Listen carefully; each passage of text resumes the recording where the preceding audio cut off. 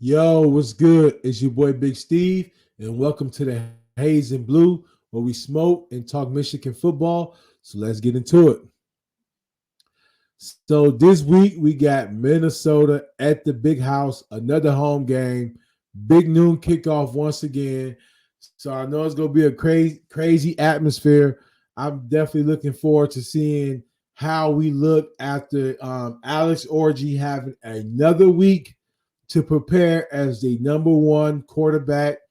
I'm looking forward to seeing what type of offense we come out running.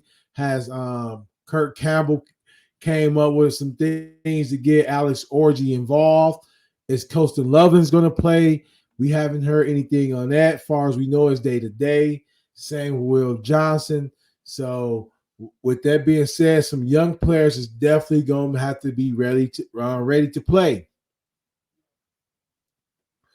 I saw Hillsman, the safety, got a lot of snaps last game. I definitely like his aggression.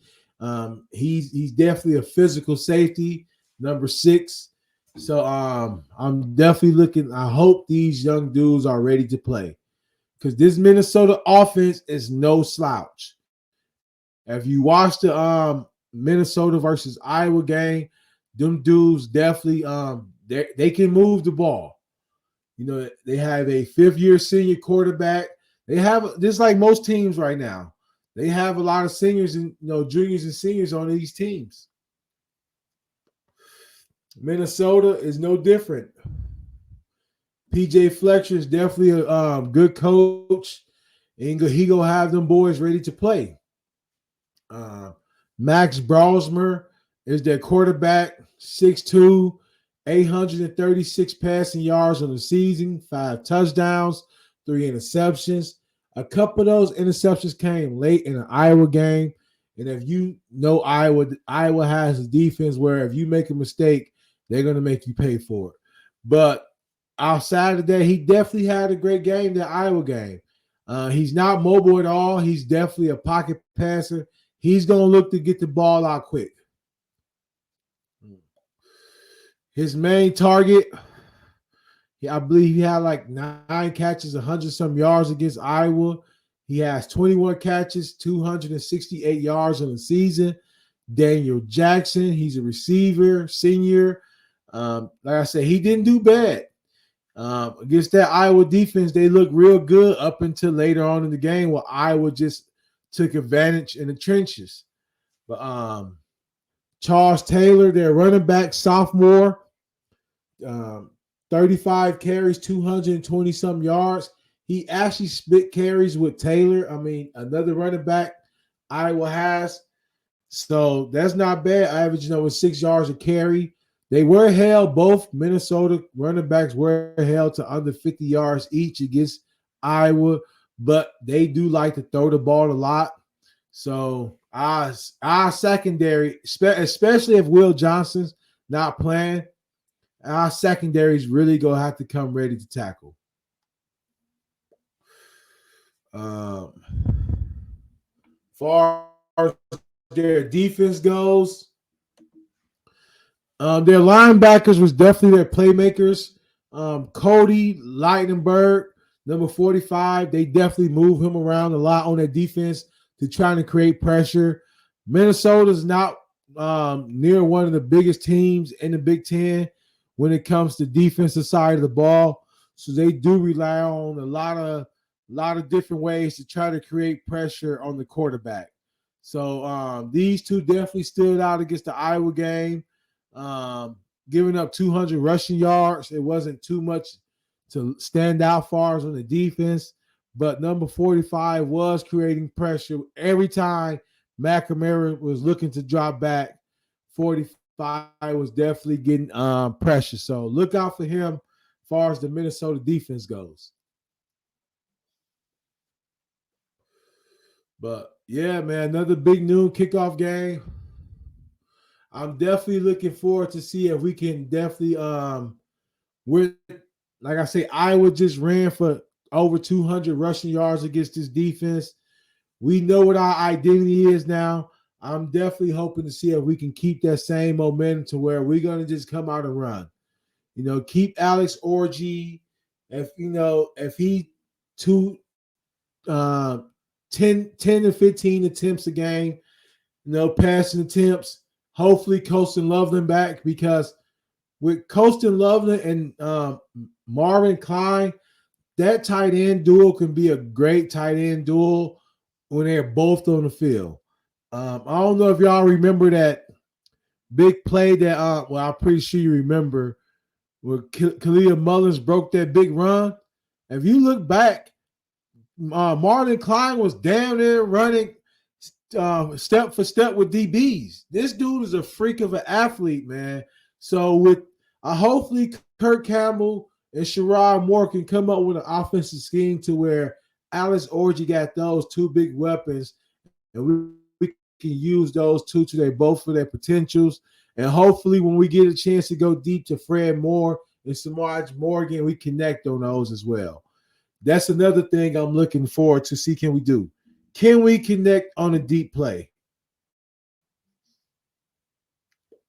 Because everybody we play against is going to stack the box. And that's where, Alex Orji, he did go deep. The game against USC, he overthrew the guy. I think it was USC, maybe it was Arkansas State. He overthrew Fred Moore. But I believe that Alex Orji, with the confidence right now and with those two tight ends, can complete those 10 to 15 passes a game, along with a powerful run game, to where we can be dominant against this team. So nothing too much as far as that goes.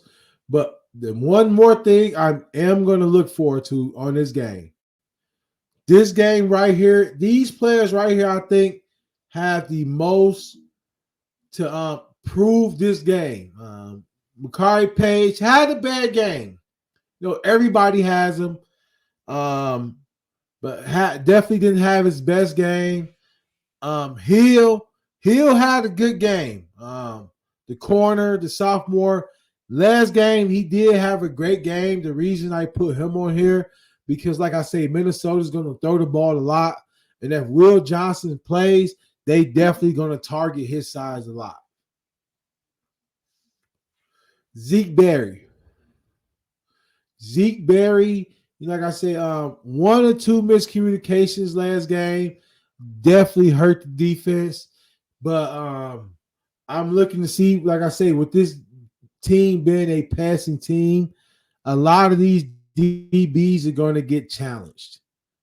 But last but not least, Barham, I'm definitely looking to see if he can be the linebacker we all thought this motherfucker could be. We know he got the speed,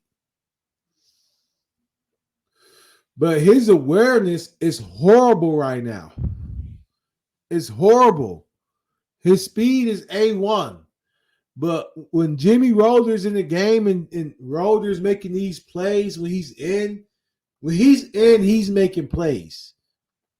The 2 or 3 snaps he does get, he's making plays.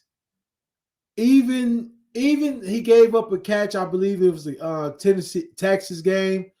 At least he was in contested the catch. Barham is just, it seems like whenever he's in coverage, he's lost. Unless he's attacking the quarterback, maybe you just keep him on the edge. But when he's in the middle of that field, it's just not the same confidence. So these 4 players right here, Makari Page, Hill, Zeke Berry, and Barham, I'm definitely going to look to see if these dudes can make a big step going into this game. Because like I say, Hillsman, I believe his name is, the sophomore, number 6. I saw he did get a lot of snaps. And one thing Michigan has proven, that they don't give a damn what year you're in on defense. They will sub you. So these 4 players, I'm definitely going to be keeping an eye on this game. But I feel they're going to turn it around. I definitely like all 4 of these dudes. And so hopefully they just had a bad game and they're over it, man. But I say Michigan, Minnesota, Hopefully, it's a dominant game. I'm looking forward to see if Alex Orji can capitalize and prove that he can throw the ball down the field when need be. Fuck it. As long as we win, if you throw that motherfucker 5 or 10 times, I don't give a damn. As long as we win, I'm cool, man. Other than that,